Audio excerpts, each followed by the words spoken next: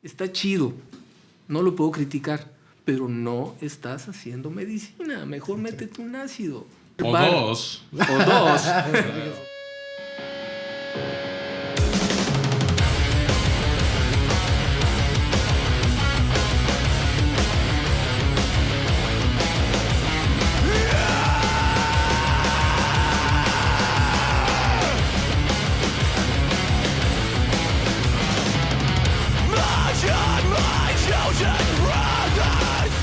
Es un gran amigo, pero también es músico, es escritor, es médico tradicional. ¿Y qué más? ¿Qué más, Timo? Tu amigo y hermano. ¡Eso! ¡Mi Sukun! Eres el verdadero Sukun. Los que no saben, Sukun, ¿está bien dicho, Master? Sí, Sukun. Sukun es hermano mayor en maya.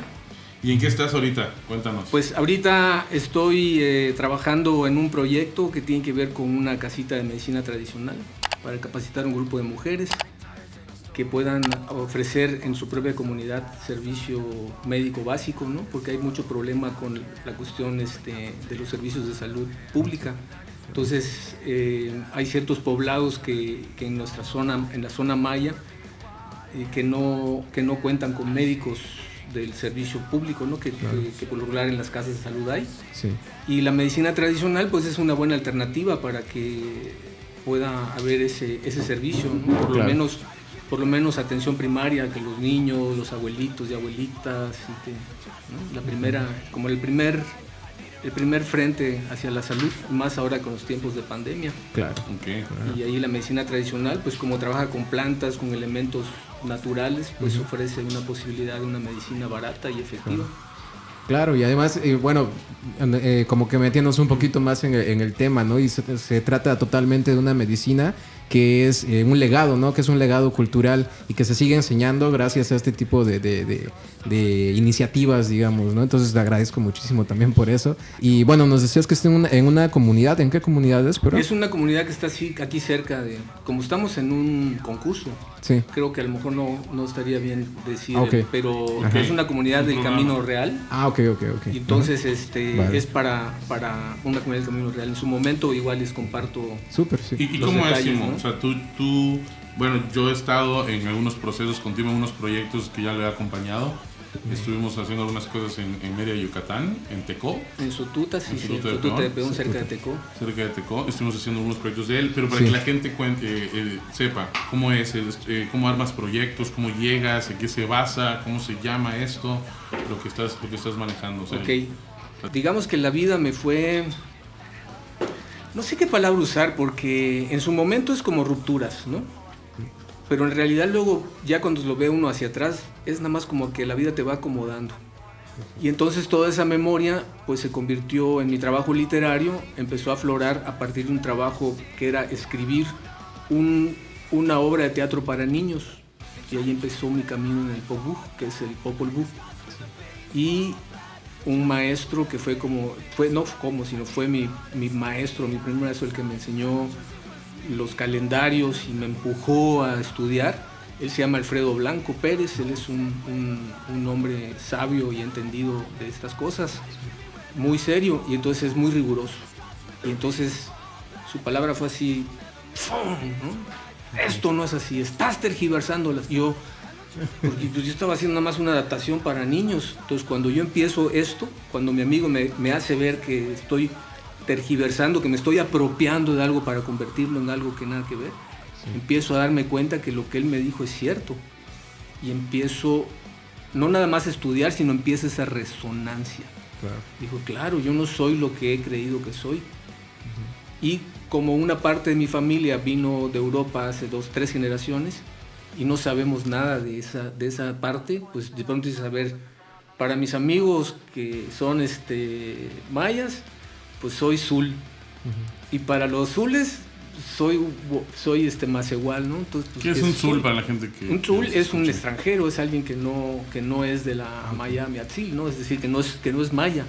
Y cuando hablo de que no es maya, no es que los mayas sean nada más, no es una cosa antropológica, es cultural. Claro. ¿No? Sí. Entonces, por ejemplo, nosotros, si tú tienes una relación con la tierra, si tú respetas, tienes un contacto con el ser superior y reconoces los distintos estratos ¿no? Entonces eres maya. Hasta que en el 97 conozco a don Bernardino, bueno, no en el 97, en el 94, en el 95 conozco a don Bernardino, que es un abuelo quiché de aquí de Quetzalesná, y él me empezó a hablar y hablábamos del polvo. Oye, mi Timo, bueno, vamos a hablar un poquito sobre lo de la medicina tradicional. ¿Cuál es la diferencia entre un médico tradicional o un chamán? A la gente que no conoce el término chamán, podría ser brujo. Claro, ¿cómo sería en sí ¿qué es un lo chamán? Correcto, digamos? O un ishmen, ¿no? Ok, creo que habría que partir de la medicina tradicional maya, ¿no? El ijmen, no es shmen. En la antigüedad se usaba el ish, pero en realidad es men. Okay. Entonces el men es como un sacerdote médico, es decir, cuando se prepara la siembra, se hace la preparación de la tierra, ¿no? Entonces se hace una ceremonia que puede ser curar tu terreno, que se llama Hetzlum. Entonces, y eso lo hace el men. Él lo hace el men. Okay. Entonces se levanta un altar, se presenta una ofrenda, se hacen unos rezos y se cura la tierra, ¿no? Cuando llega la entrega de la cosecha, entonces pues se hace otro tipo de ceremonia, ¿no? Entonces cuando llega, esto es el janicol, que es ya cuando son trabajos de milpa, son los trabajos que se hacen ceremoniales. Okay. El men es al mismo tiempo un médico tradicional. El médico tradicional trabaja con las plantas, trabaja desde el espíritu. La diferencia con el chamán es que el chamán pues usa los tambores, se conecta con el espíritu, usa plantas de poder y está en ese mundo, lo que le llaman el mundo del náhuatl. Okay. Pero un chamán no necesariamente es un médico tradicional. O sea, es decir, hay gente que hace chamanismo pero que no sabe un carajo de medicina tradicional, okay. No puede curar. Okay. Digo, sí tiene la noción. Si se enfocaran en ello lo tienen. Tienen como el poder, tienen el... Sí, pero no el lo tienen desarrollado o no está enfocado al sanar. Al sanar, exacto. Es otro tipo de cosa. Entonces, en el contexto de la Maya Miatzil no existe eso del chamán. Okay. Es el men. Okay. Pero el men porque tiene que hacer... O sea, si por ejemplo en la medicina, que yo le llamo la medicina del alma, la medicina sutil, si tú vas a trabajar con alguien que lo vas a armonizar, vas a usar una serie de plantas que van a servir para activar el sistema nervioso, para relajar el hígado, para calmar la mente. Y sí hay un rezo, y sí hay una serie de rituales, pero no es el chamán. El chamán tiene además es un término importado, ¿no? Okay, que lo utilizaba Lévi-Strauss, creo que él fue el que lo hizo famoso, porque así definía al médico en las comunidades de las islas de Pascua o no sé dónde, donde hacía su investigación. Entonces el chamán, a pesar de que estaba dentro de la comunidad, estaba separado y era el que guiaba y también era el médico, pero ese concepto no aplica de la misma forma acá, ¿no? Y en la antigüedad, en la estructura social, estaba el Halashwinik, el Batab, y habían los ajquines, que eran Halashwinik es el gobernante. Es el gobernante, y después está el Batab, que era como el cacique, que tenía a su cargo un conjunto de hombres que estaban divididos como en el ejército, áreas, ¿no? Baterías, tropa, Entonces, y estaban los sacerdotes, que eran dos tipos, el Nacom y el Ajquín. El Ajquín era como el sacerdote, el Ajquín era el sacerdote solar, lo que le llaman el sacerdote solar. Sí. Y ese era como el que conectaba, ¿no? Eran los Quetzalcóatl, digamos de alguna manera. Era el sacerdote. Sí. Y el Nacom era el sacrificador, que tenía otro tipo de función también ritual, pero de otra manera, en los que punzaban, en los que sacrificaban, ¿no? Y el men, pues es como el médico tradicional de la comunidad y es el sacerdote en el contexto de la cultura agrícola del mundo maya, ¿no? Sí, porque era interesante definir, ¿no? Entonces, digamos que el médico tradicional también puede ser un men, ¿no? O sea, sí, claro. El men, depende de la región en la que te encuentres, tendrá otro nombre, ¿no? En esta región maya son los menes, son los que también trabajan con una medicina tradicional, están ligados. Sí. Y también hacen trabajos hacia los terrenos, las milpas, pedir permiso, prender fuego, agradecer la cosecha, exacto, ¿no? Hacer los bautizos, ¿no? Ok. De estas, bueno, en estos términos que nos acabas como de compartir un poco y de explicar mejor a qué se refiere cada cosa, aquí en la península de Yucatán, que bueno, nos explicabas que es Jmen, la pronunciación correcta. Jmen. Y los otros entonces que son como, bueno, los chamanes o que no son propiamente médicos, dices que chamán es un término que está como importado de otro lugar, pero ¿habría como una palabra maya para definir este otro lado, como este otro brazo? Hay varias palabras dependiendo de, digamos, la especialidad del... Voy a decir brujo, pero no entra, okay. No entra, porque es que brujo es una palabra muy compleja para porque oímos brujo y entonces ya vemos a alguien amarrando velas. Claro, como magia negra. Y no es mi perrito que se llama brujo. Ajá. Dices brujo y me imagino brujito. Entonces, estos brujos, hay el pulyá. Uh-huh. El pulyá es el que trabaja con las artes negras. Okay. Entonces existe una categoría para el pulyá. Okay. Y el pulyá puede ser un men, pero que elige hacer esos trabajos. Okay. ¿No? Okay. Entonces, por ejemplo, las curanderas son las ishtak, son las mujeres medicina. ¿no? Okay. Y el curandero pues es el ahzak, porque tzak, señor de medicina, señor. Okay. Ajá, okay. Es tzak es medicina. Señorío. Es como un señor, o sea, sí, es hombre, es para varón, y el ishtak es para la mujer. Okay. Y el men, que digamos que tiene como un rango más, no elevado, sino un conocimiento más completo, pero que además recibió por tradición oral y por aprendizaje, o sea, por aprendizaje directo por linaje. Por linaje, claro. Exacto. Okay. Entonces recae en ciertas personas eso, y eso se revela a través de los sueños, gente que se enferma pero tiene don, entonces hasta que esa energía que ya está en el cuerpo es canalizada, pues ya se hace el men.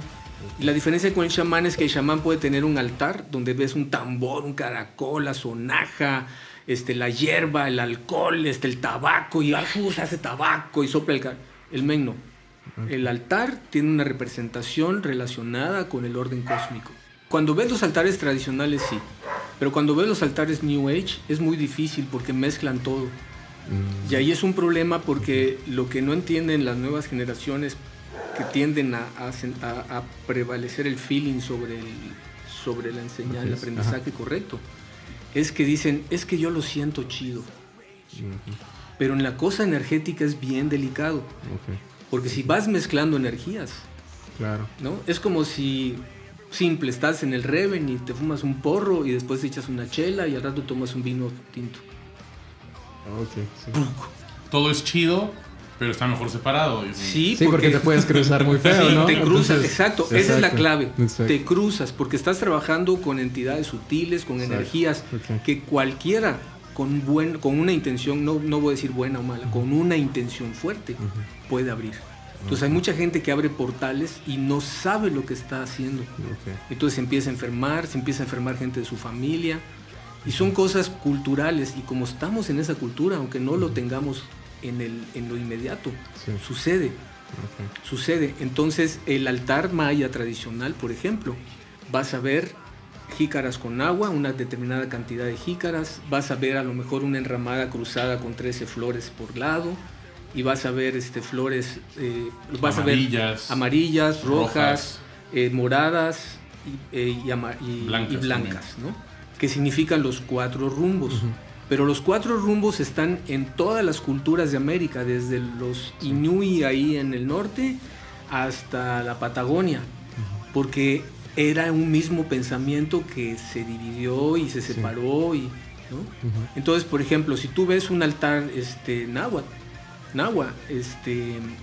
vas a ver otro tipo de componentes. Ahí vas a ver caracoles, vas a ver ¿cómo se llama?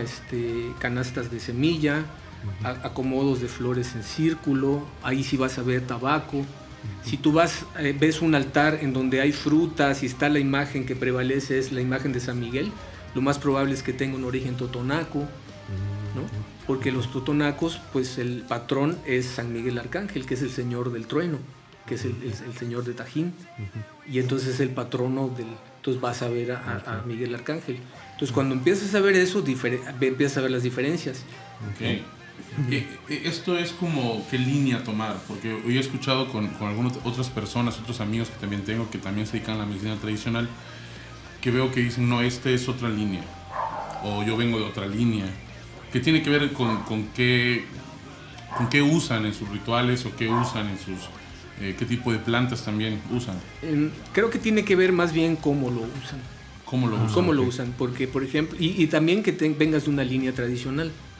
Por ejemplo, yo levanto mi rezo en Tzotzil, pero porque yo aprendo de una mujer maya Tzotzil. Okay. Entonces yo honro eso que a mí me da esa tradición y lo hago como se hace, lo hace quien me enseña. Claro. Y voy a San Juan Chamula y honro eso porque además creo en eso. Entonces mi cruz, por ejemplo, yo tengo mi cruz de mi altar, no me la compré en un bazar, o sea, a mí me la entregaron en la iglesia de San Juan Chamula, en una ceremonia, hubo todo un rollo de preparación, fueron 2 días de trabajo, porque además, curiosamente, y tiene que ver con los altares, cuando yo llego, quien digamos que sería como mi madrina, que es la abogada que me autorizó, ¿no? Porque la onda es que siempre tienes que tener un abogado.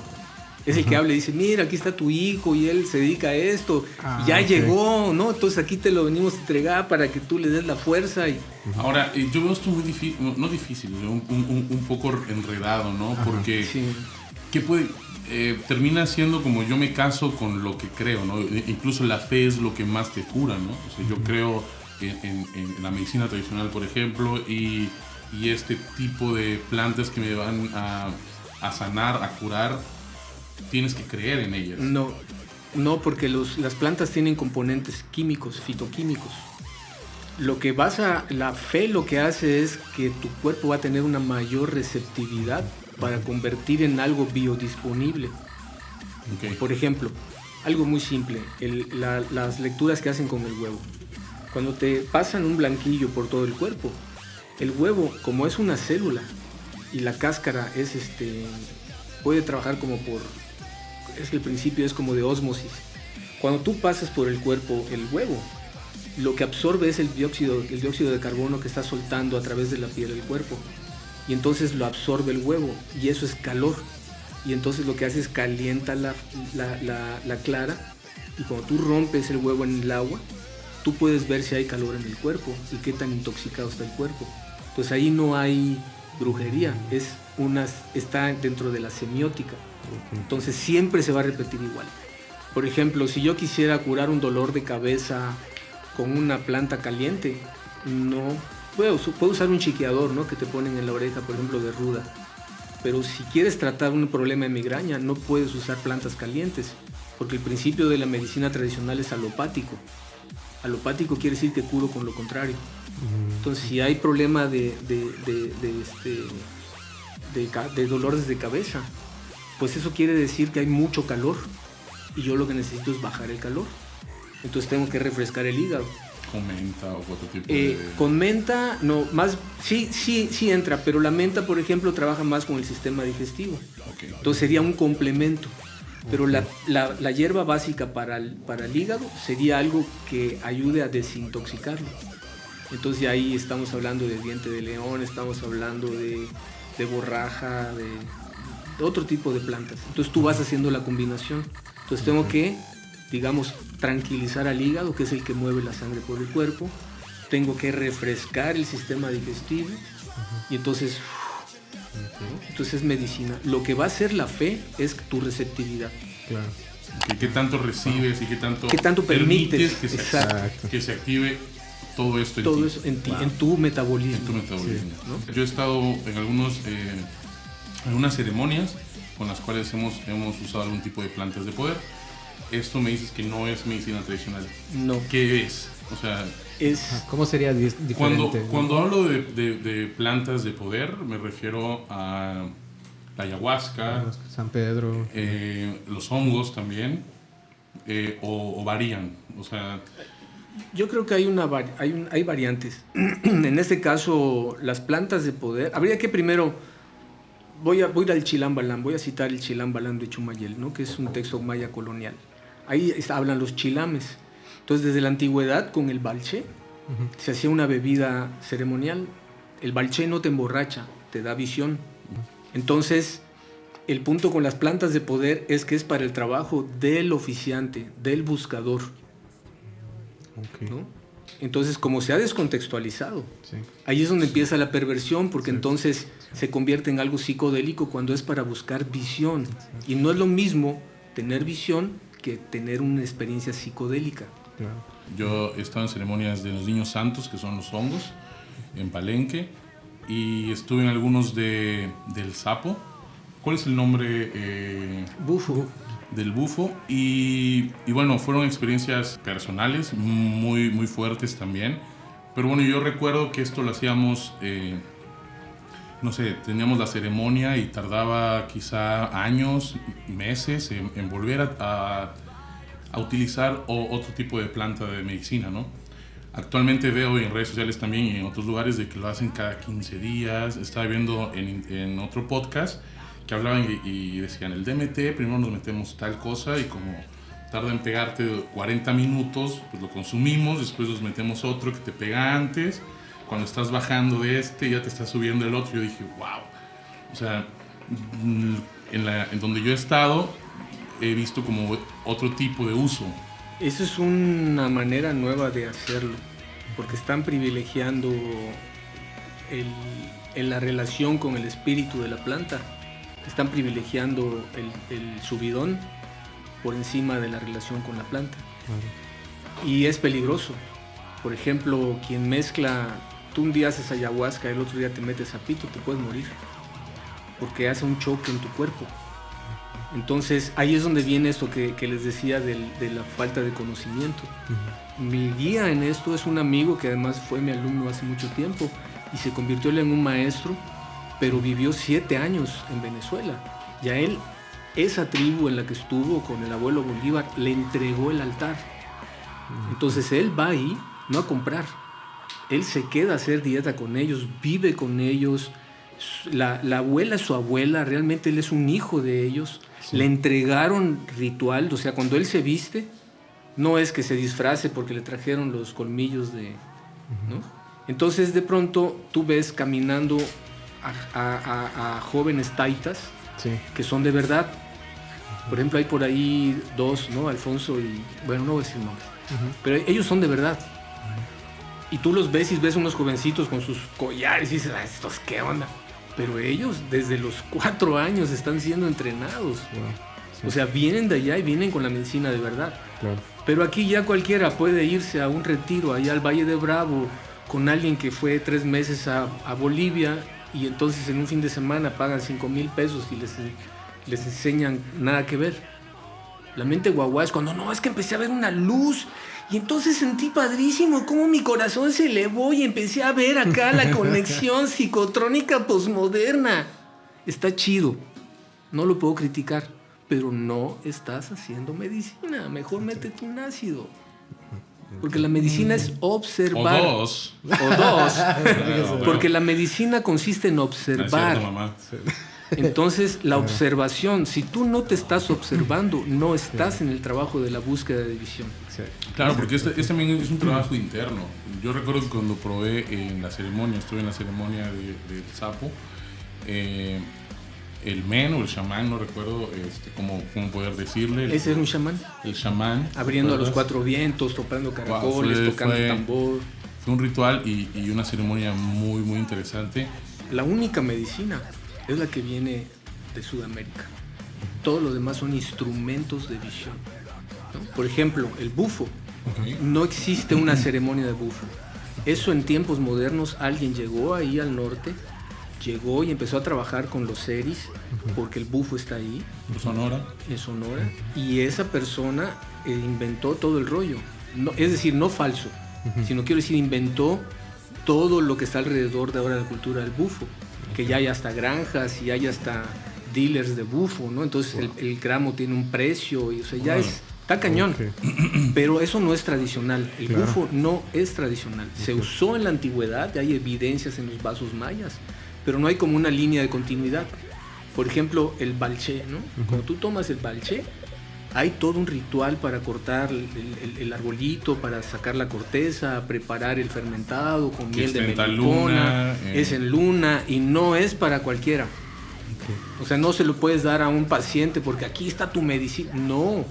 No es para cualquiera, no porque esté prohibido o porque nadie tenga el derecho, no todos tienen el derecho, sino no es para todos porque no todos venimos con la visión. Uh-huh. Y como ya no son esos tiempos antiguos, uh-huh, ¿no? Y al mismo tiempo tenemos mucha necesidad espiritual.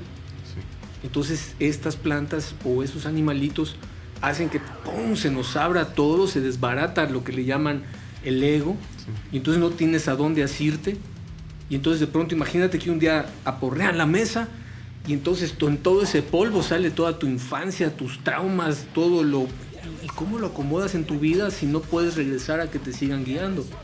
En ese sentido, la única medicina en México, para mí, son los hongos.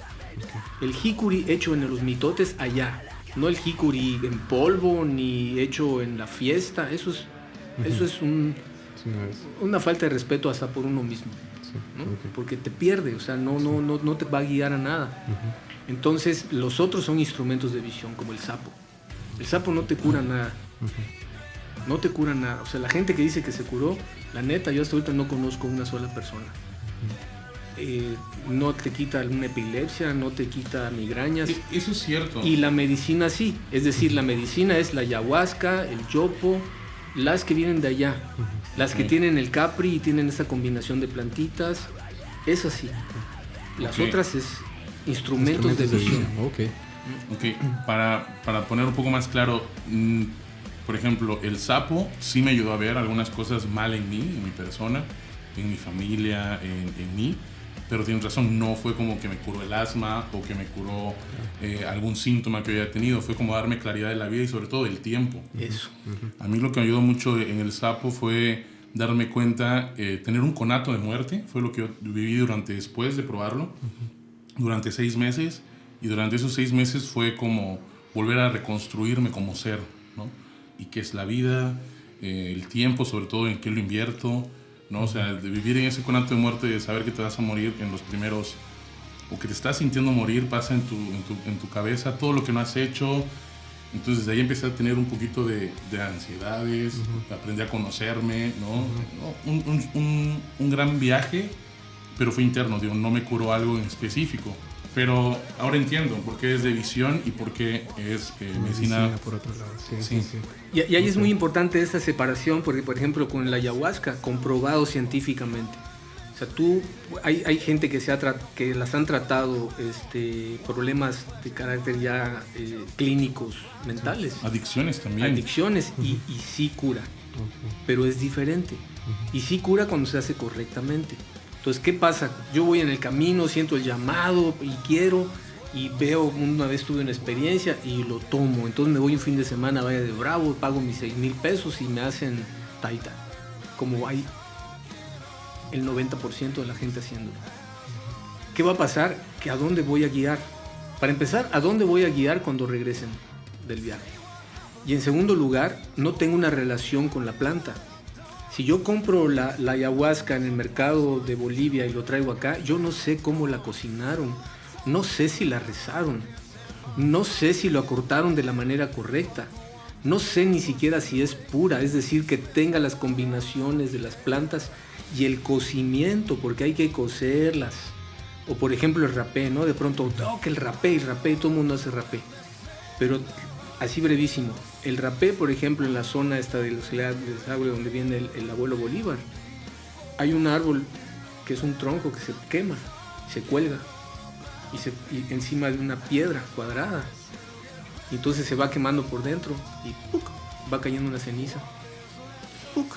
El rapé y esa ceniza se mezcla con ciertas hierbas, entre ellas el tabaco y otras plantas, pero si no tienes la ceniza, el tabaco es un veneno, es un tóxico.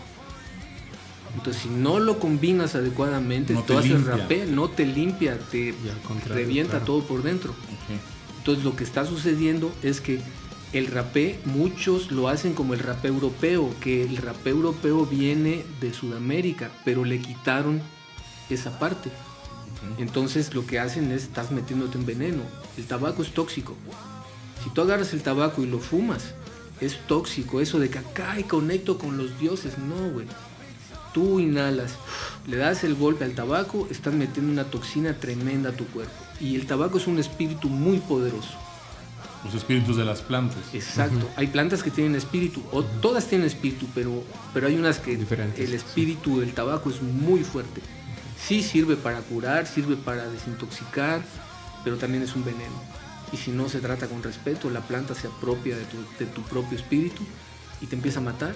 Adelgazas, te quiebra los dientes, necesito fumar. Ese es el espíritu de la planta, visto desde acá, ¿no? Okay. Uno lo ve así como que no es la adicción, no, es el espíritu que se apropia de ti y habla a través de ti y te vuelves el espíritu, hueles a tabaco, toda tu vida está impregnada de eso. Y el humo, todo lo que viene del humo, incluyendo la mois, crea nubes, crea bruma.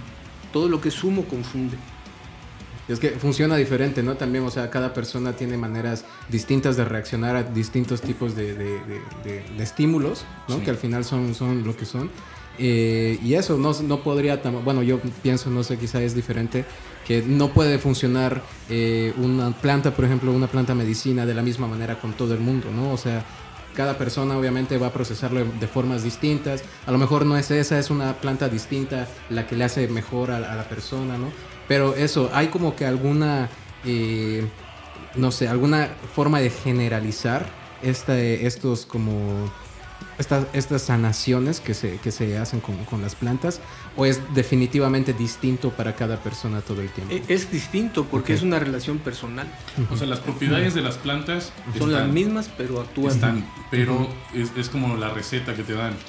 Tienes esto, pues tú vas a poner esto, como le hablaba. Exacto. Una planta caliente, una planta fría, depende a tu malestar o a lo que tengamos que sanar. Exacto. Sí, un químico, un ácido, no viene de una planta, entonces no tiene espíritu. Entonces te va a llevar a algo. Y además, todos los químicos son moléculas con patitas con direcciones. Entonces lo que en la planta tiene la molécula está construida de una forma, en el químico industrial no tiene esa misma composición. Por lo tanto, una cosa es ese viaje psicodélico que te puede ayudar, que puedes encontrar visión, pero no tiene el espíritu de la planta que interactúa en tu sangre de otra manera y que, ¿no?, te conecta con lo que viene vibrando de la planta. Claro. Esa es la diferencia. Y entonces ya nada más lo que podemos decir es, nada más checa, este es el costo que puedes pagar por esto. Y ese es el costo que puedes pagar por esto, y ya tú sabrás, ¿no? Bueno, qué interesante. Mira, cuánta información, cuánto conocimiento, y qué bonito que nos compartas todo esto. Muchas gracias. Pues muchas gracias, porque la verdad no es que yo sea acá una autoridad, sino que en el camino yo me caí, viví en la oscuridad. En su tiempo yo estaba casado, estaba con un futuro, perdí todo por no entender, caí en la oscuridad.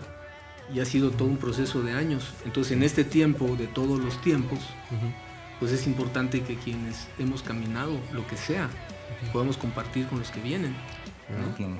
Qué bonito, qué bueno. Y qué bueno, banda, también, qué bueno que toda esta información está llegando ahora. Recuerden escribirnos ahí abajo en los comentarios igual sus opiniones, lo que han escuchado quizá, cosas que no sabían que les llamaron la atención, o cosas, no sé, lo que sea, lo que gusten comentar. Sí, ¿no? también creo temas, que hay mucho de también temas que quieran para invitar a personas, amigos a hablar de esos temas. Exacto. Comenten también si ustedes han probado o han estado en ese tipo de ceremonias, o si se han acercado o en algún familiar que haya tenido una experiencia de que sanó algún tipo de enfermedad con medicina tradicional. Sería también bueno que nos compartieran. Claro. ¿No? Porque creo que es importante aclarar que se ha podido tratar cáncer por personas con problemas de cáncer. Ayuda. En la medicina tradicional. ¿Qué problemas ahora, por ejemplo, en el COVID? Por ejemplo, el COVID, ¿cómo la medicina tradicional puede ir con esto? O cómo aporta, cómo sana, cómo podría llevarse esto con medicina tradicional, por ejemplo. El COVID visto desde la medicina tradicional y también desde el espíritu simbólico, ¿no? Independientemente de si fueron los chinos, los gringos o lo que sea. Si tú le cambias eso y lo ves como una metáfora, El COVID es lo que le llamaban los cristianos el arrebato. Es decir, gente que hoy está viva y regresas de un viaje de aquí a Mérida y, oye, que se murió fulano. ¿Cómo? De COVID, cabrón. Pero si yo lo saludé antier, cabrón, y estaba bien, pues le descubrieron que era sintomático y solo sintió cansancio y amaneció muerto. ¡Wow! Ese es el arrebato. Entonces esto se está llevando un montón de gente que no estaba preparada para morir. Los que no nos hemos muerto nos quitó la seguridad de que el sistema nos va a dar todo, de que hay un futuro seguro si yo trabajo. O sea, nos quitó toda la certeza en la vida como está construida en la Matrix hasta ahora, ¿no? Ya los programadores de la Matrix están reprogramando todo para poder volver a organizar esto que se metió al programa y nos desajustó a todos, ¿no? Entonces, ¿qué es lo que la medicina tradicional hace? Tratar el espíritu. Entonces, ¿qué necesitamos enseñar? Que necesitamos aprender a vivir con la muerte. ¿Y cómo aprendemos a vivir con la muerte? Pues viviendo cada día, como dicen los neonahuales, viviendo cada día como si fuera el último día de tu vida. Entonces no te quedes en tu casa tirado, sal a hacerlo, porque si te agarra, ¿no? Y entonces, ¿qué hace la medicina tradicional? ¿Qué puede aportar? Entendámonos como semillas, ¿no? Aquí estamos en la vida, somos semillas, y a veces nos toca ser sembrados, pero cuando nos siembran, la semilla se revienta. Entonces la pregunta es, ¿qué pasó? ¿Se murió la semilla o nació un árbol? Y eso es el enfoque que nos va a permitir, ¿no? O sea, si se murió la semilla, pues voy a vivir muerto. Claro. Ya me morí. Sí. Pero si yo me entrego y digo, soy la semilla que va a reventar, entonces yo voy a renacer en el árbol. Y cuando el maíz, por ejemplo, que es nuestro símbolo básico, o la ceiba, sale el maíz. ¿Y qué es el maíz? Viene de la semilla. Y trae toda la fuerza de la semilla. Entonces, ¿qué soy? ¿La semilla o el maíz? ¿No? Entonces, ese tipo de pensamiento ayuda, porque entonces hacerle entender a las personas, ya estamos muertos. Desde antes de haber nacido. Desde antes de haber nacido. Y el privilegio es haber tocado esta dimensión en la que nos dan chance de aprender, de convivir. Y el mundo antiguo tolteca decía eso, ¿no? ¿A qué venimos aquí si no a sufrir, si no a penar? ¿No? Y al mismo tiempo, entonces, por eso canta, y por eso lleva la palabra y construye tu gema. Entonces, los abuelos toltecas hablaban de un concepto que es el nestilistli, que es la verdad. Pero no es la verdad absoluta filosófica, sino es la verdad de tu acto relacionado con tu palabra. Y esa congruencia es la única verdad. La verdad, qué interesante, Timo. Muchas gracias por estar con nosotros. Igual y va a haber una segunda plática, yo creo. Hay muchísimas cosas que no hemos podido platicar, ¿no? Ya el productor nos dice que es momento de cerrar. Sí es. Pero súper interesante, la verdad que sí, como dices, hay muchísimas cosas más que, bueno, en lo personal me gustaría abordar, ¿no? Y creo que sería bueno para compartir. Pero como dices, será que quizá en una segunda parte. Muchísimas gracias, Timo. Gracias a ustedes. Gracias, Timo. Yo quisiera, Timo, aprovechar que estás aquí para que nos cuentes un poquito, bueno, no que nos cuentes, que nos cantes una rolilla, que nos presentes algo de tu música, porque algo que me gusta de Timo es de que todo ha sido como está unido, ¿no? Entonces también su música habla de todo esto, habla también entre palabras, entre frases de la cultura, de la memoria, como hablábamos hace rato, habla de la medicina y tiene música muy interesante, se lo pueden encontrar en las plataformas. ¿Estás como Timo Sosa? Estoy como Timo Sosa en SoundCloud, ahí tengo unas maquetas ahí, unas maquetas. Okay. En SoundCloud, Timo Sosa. Y en internet también, en YouTube pueden encontrar algunas pláticas, unas conferencias que ha dado Timo, también sobre sus libros, chéquenlo. Aquí tenemos un libro, no es Palazuela, no es cierto, es algo entre nosotros, de aquí un chiste de cuando... ¿Eso cuánto tiempo tiene que salió, Timo? La primera vez que apareció en el 93. En el 93, es un libro que se llama Tiempo Rojo, todo está permitido menos abandonar el poder. Habla sobre gobernantes, periodistas, policías, ya no está muy bueno. Y algún día vamos a hablar de este tema, que creo que tiene cosas ahí campechanas interesantes. Pero pues vamos, ¿qué te parece si nos compartes una rolita, mi Timo? Va.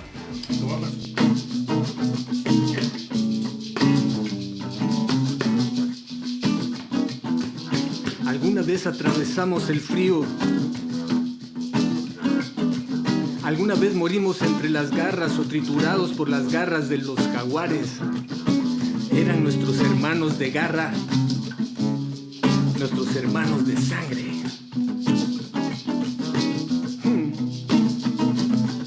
Sí. Alguna vez dejamos a algunos muertos enterrados en el lado oscuro de la luna mientras nosotros buscábamos el mar. Sí.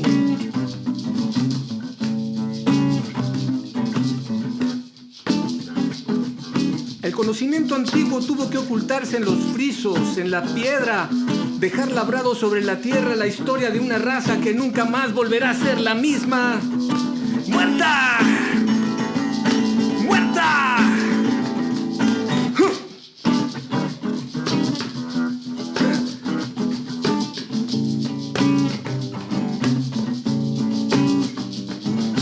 Pero no. Ahí quedó guardada la piedra, en la madera, como semilla fermentada, para que una vez más volviera a repetirse el universo.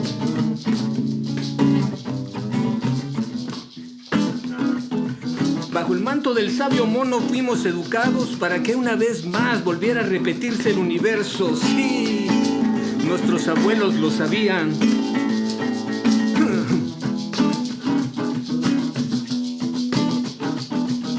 Algún día recuperaríamos la memoria.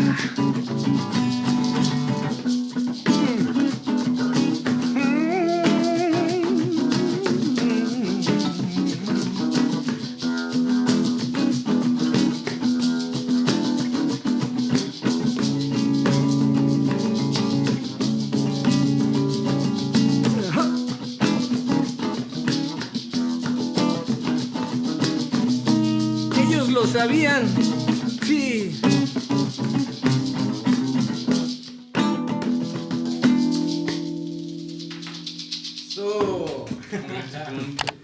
Muchas gracias. Regalazo. Ni bol. Muchísimas gracias, Timo. Muchísimas gracias, banda. Gracias a ustedes, banda. No se olviden la próxima semana checarnos por La Clandestina MX y vamos a tener otros invitados muy buenos y gracias por compartir y por reaccionar y por apoyar este proyecto que sale de nuestro corazón. Sean felices, hagan felices a los demás. También agua, banda. Nos vemos luego. Saludos a Alex Coba, que está detrás de todo esto.